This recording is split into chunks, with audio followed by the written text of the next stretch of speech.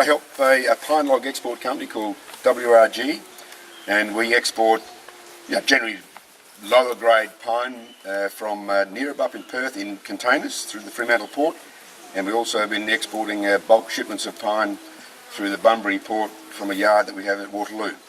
Been doing that about 4 years. But in WA, of course, you're probably all very well aware when it comes to pine marketing, there are two main customers, three actually. West Pine in Dardanup have a state agreement for about 400,000 cubes a year, and Brad Barr is heavily involved in that. He's the resource forester. You guys probably all know Brad Barr.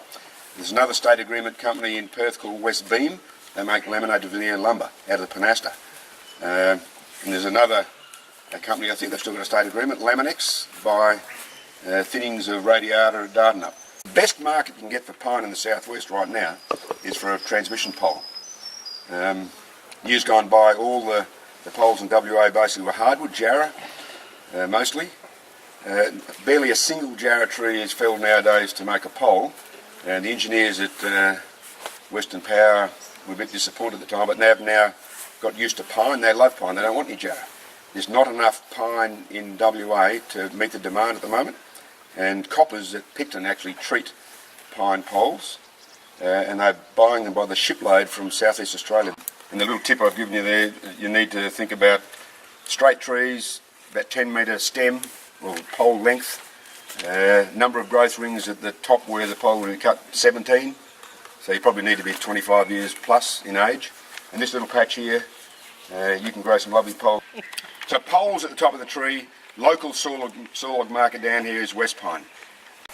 Down here, if you've got Penasta within a bull's roar of West Beam at Neerabup, you could sell some laminated veneer lumber logs, which are like saw logs. I mentioned already Brad and his exports of pine chips to China and Japan.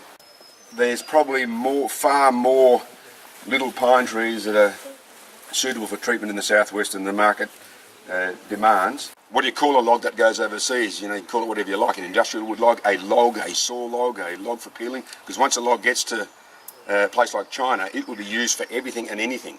For peeling to make plywood, for milling to make anything. Bits that break up in a ship, for example, because quite a few break up when the ship gets loaded with the excavator inside the ship, might get chopped up for charcoal.